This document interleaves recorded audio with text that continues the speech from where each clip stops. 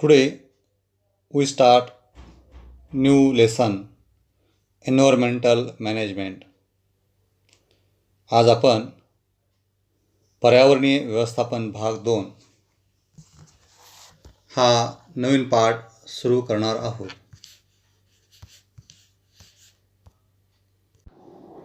पाठाचं नाव आहे पर्यावरणीय व्यवस्थापन पार्ट 2 एन्व्हायरमेंटल मॅनेजमेंट.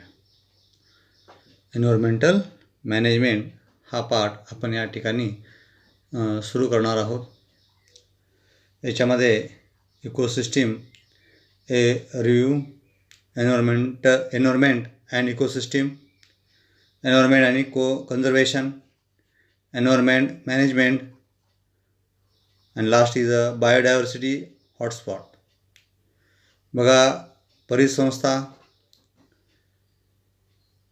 पुनरावलोकन, पर्यावरण व परिसंस्था संबंध, पर्यावरण संवर्धन आणि जैवविविधता, जैवविविधतेचे संवेदनक्षम क्षेत्रे या मुद्द्याच्या आधारे आपण हा पाठ पाहणार आहोत. पाठाचं नाव एन्व्हायरमेंटल मॅनेजमेंट पर्यावरणीय व्यवस्थापन पार्ट 2 भाग 2.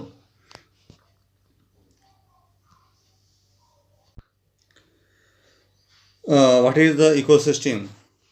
Can you recall मध्ये what is the ecosystem? Which are its different components?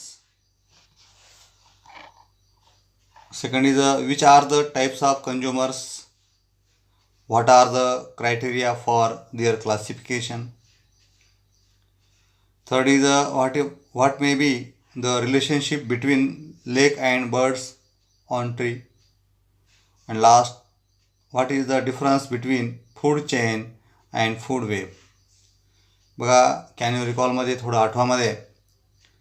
आठवायचा प्रयत्न करा. त्यात काही इथं प्रश्न दिलेले आहेत.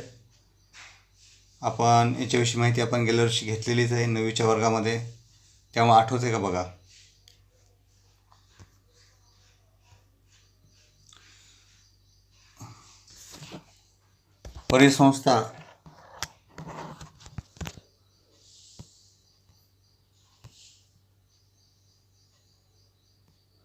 परिसंस्था म्हणजे काय, तिचे विविध घटक कोणते, आठवायचा प्रयत्न करा. अगोदर काय आठवा, परिसंस्था म्हणजे काय, तिचे विविध घटक कोणते, आठवण्याचा प्रयत्न करा. भक्षकाचे प्रकार कोणते, ते प्रकार प्रत्यक्ष कशावर अवलंबून असतात. झाडावरील पक्षी व तलाव यांचा काही संबंध असावा का, बघा बरं आठवते का. अन्नसाखळी व अन्नजाळे यामध्ये काय फरक आहे, अन्नसाखळी व अन्नजाळे यामध्ये काय फरक, मला या चित्रावरून थोडं लक्षात येईल ते फरक. Think and answer. Write the name of category of each of the components shown in picture.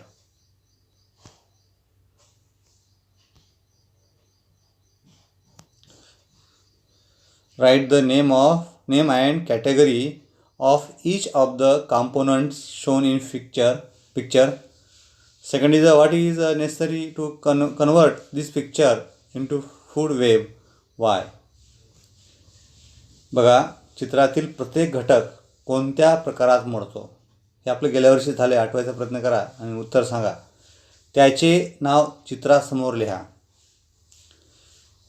या चित्रामध्ये जे काही ॲनिमल्स दिलेले आहेत, जे काही प्लॅन्ट्स आहेत, त्यांचं नाव त्या चित्रासमोर लिहायचं.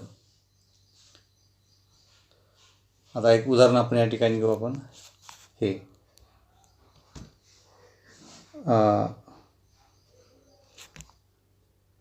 Frog,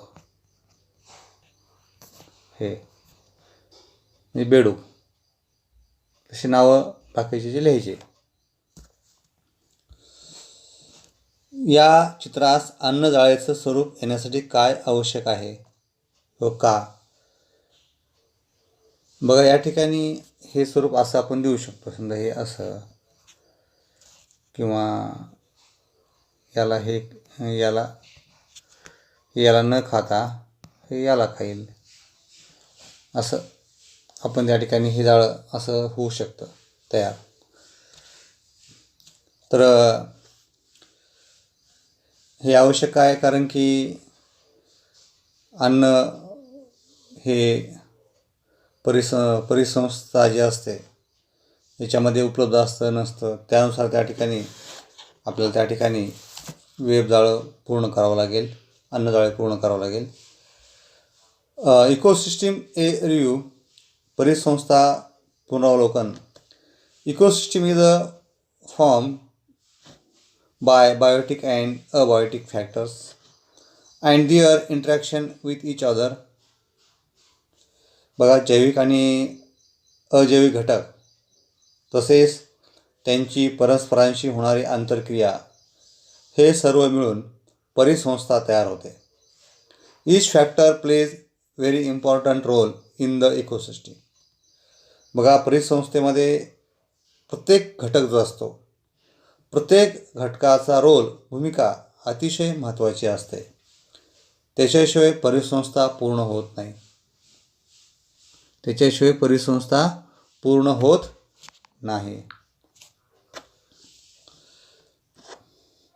Producers like plants are important. Herbivores like deer, goats, sheep, cattle, horses, camels इत्यादी etc. बघा, या ठिकाणी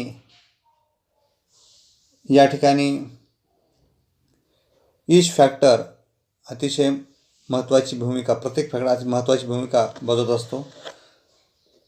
अन्न निर्मिती करणाऱ्या ज्या वनस्पती आहेत याच्यात अतिशय महत्त्वाची भूमिका बजावत असतात. अन्न निर्मिती करणाऱ्या वनस्पती ज्या आहेत हे अतिशय महत्त्वाची भूमिका या ठिकाणी बजावत असतात, उपयुक्त असतात ते बाकी प्राण्यांसाठी. त्या वनस्पतींना खाणारे हरिण, शेळ्या मेंढ्या, गाई म्हशी, घोडे, उंट असे शाकाहारी प्राणी अतिशय महत्त्वाची असतात. Predators like lion and tiger which prevent the overpopulation of herbivores are also equally important. बघा, या ठिकाणी हे जे शाकाहारी प्राणी आहेत त्या शाकाहारी प्राण्यांची संख्या प्रमाणाबाहेर वाढू नये यासाठी वाघ, सिंह यासारखे हिंस्र प्राणी ते सुद्धा या ठिकाणी महत्त्वाचे आहेत. A questions may arise in our mind that whether the caterpillars found in nature, organisms present in filthy places, termites, insects present in a dug are really useful. बघा, या ठिकाणी निसर्गात आढळणाऱ्या अळ्या, अस्वच्छ ठिकाणी आढळणारे जीवजंतू, वाळवी, शेणातील किडे यांचा सुद्धा खरंच उपयोग असतो का, असा प्रश्न आपल्याला पडू शकतो. पण हे जीव घाणेरडे वाटले तरी अतिशय महत्त्वाचे आहेत. ते मुख्यतः निसर्गाची साफसफाई करतात. However, those organisms are also important, though they are dirty. They are responsible for cleaning the environment. हे अतिशय महत्त्वाचे आहेत. हे असं समजायचं नाही की हे किडे आपल्या घाणेरडे वाटतात, खराब आहे असं समजायचं नाही. कारण हे जीव आपल्यासाठी, पर्यावरणासाठी अतिशय महत्त्वाची भूमिका बजावत असतात. कारण ते जर नसते तर या ठिकाणी साफसफाई झाली नसती. म्हणजे प्राणी मेल्यानंतर त्यांचे अवशेष जे आहेत ते इथंच पडून राहिले असते.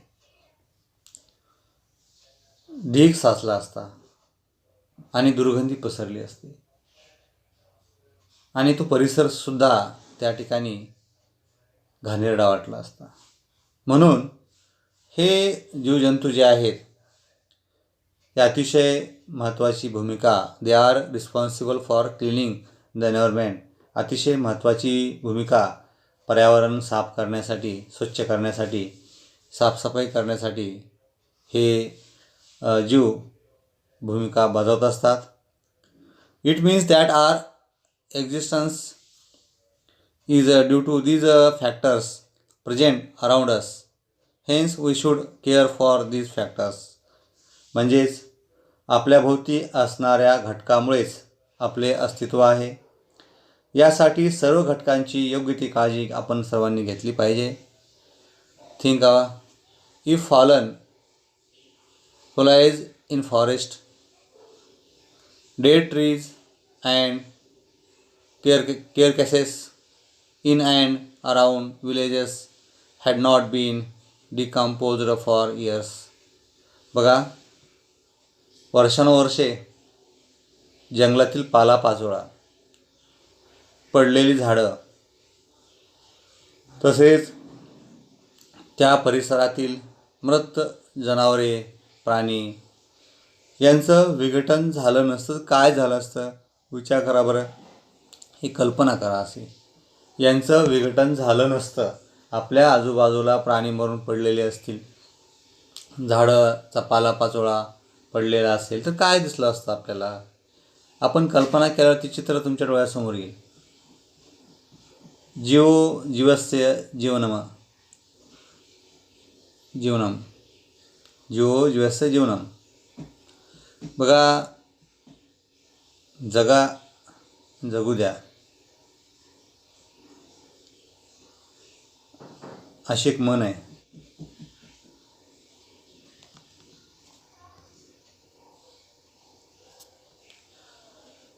कॅन यू रिकॉल, थोडं आठवायचा प्रयत्न करा.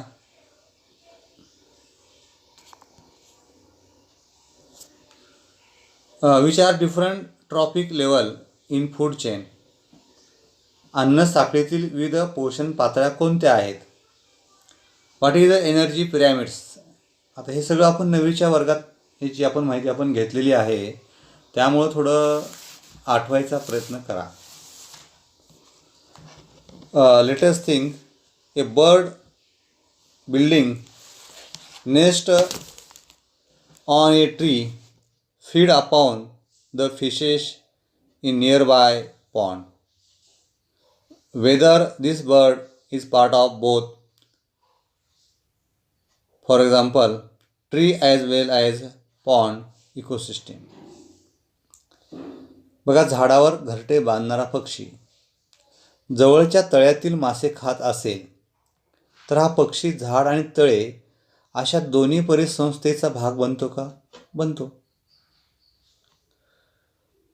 म्हणजे झाडावर घरटे बांधणारा पक्षी तो जर जवळच्या तळ्यातील मासे खात असेल, आता झाड एक प्रकारची परिसंस्था आहे आणि तळंसुद्धा एक प्रकारची परिसंस्था आहे, तर या दोन्ही परिसंस्थेचा तो भाग बनतो.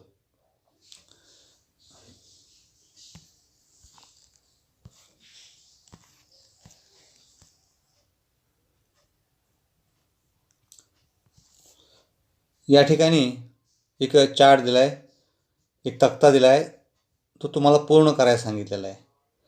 आता हा तक्ता पूर्ण करायचा म्हणलं की तुम्हाला थोडं पाठीमागचा अभ्यास आठवावा लागेल, म्हणजे हा तक्ता तुम्हाला पूर्ण करता येईल. इकोसिस्टीमचा तक्ता जो आहे, आता एक उदाहरण देतो या ठिकाणी. पहिलं जे आहे अबायोटिक कॉम्पोनंट्स, म्हणजे अजैविक घटक. आता पुढे काय आलं पाहिजे? या ठिकाणी काय आलं पाहिजे?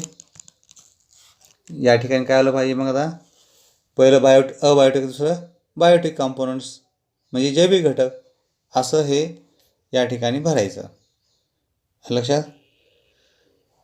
दुसऱ्या याच्यामध्ये फिजिकल फॅक्टर इथं, केमिकल फॅक्टर रासायनिक घटक, ऑटोट्रॉपिक आणि इथं हेट्रोट्रॉपिक्स, संवेदनशील आणि परपोषी, असं या ठिकाणी हे तक्ते तुम्ही तक्ता भरायचा आहे.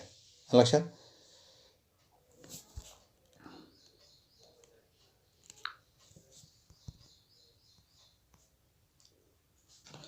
Paddy is cultivated on large scale in various states of South India.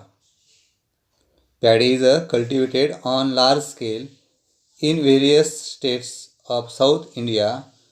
Paddy fields are frequently attacked by grasshoppers. बघा दक्षिण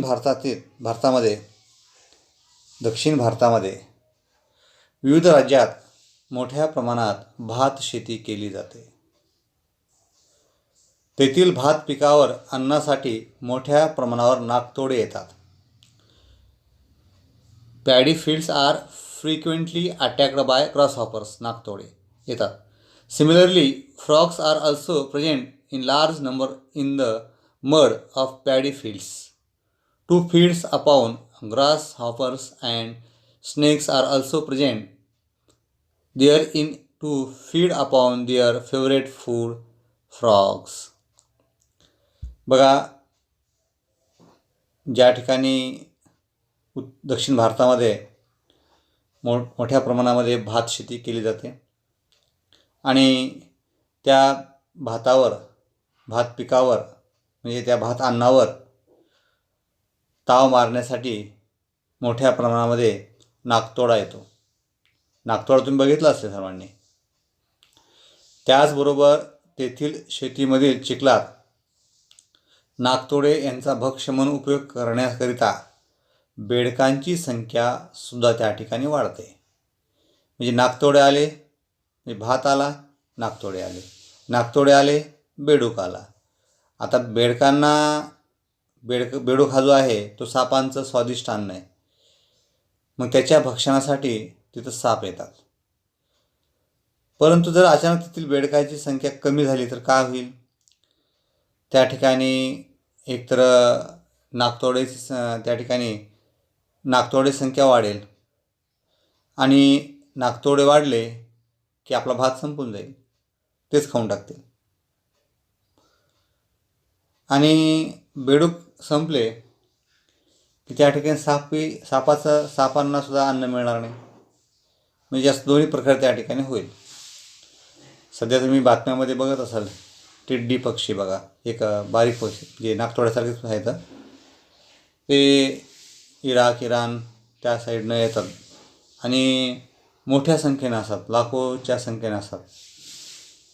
तर ते शेतीमधलं जे काही अन्नधान्य आहे ते अन्नधान्य 5-10 मिनिट, 1 एकरमध्ये 10-15 मिनिटात सगळं अन्न 1 एकरमधलं शेती जे असेल आपलं ते साफ करतात.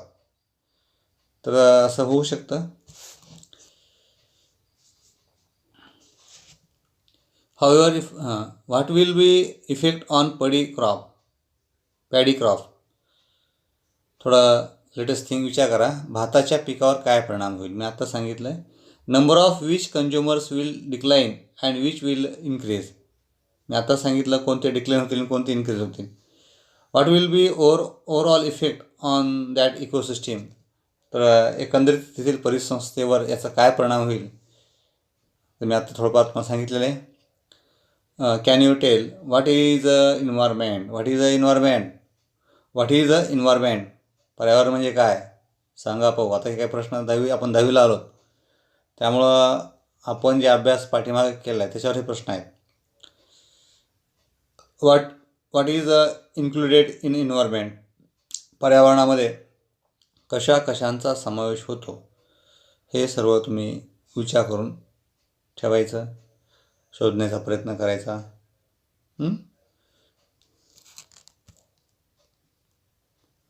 तर विद्यार्थी मित्र हो, आज आपण नवीन पाठ पर्यावरणीय व्यवस्थापन आपण या ठिकाणी एन्व्हायरमेंटल मॅनेजमेंट हा आपण या ठिकाणी सुरू केलेला आहे. अतिशय चांगला पाठ आहे. व्यवस्थित लक्ष द्यायचं. तर या ठिकाणी आपण आज थांबू आपण.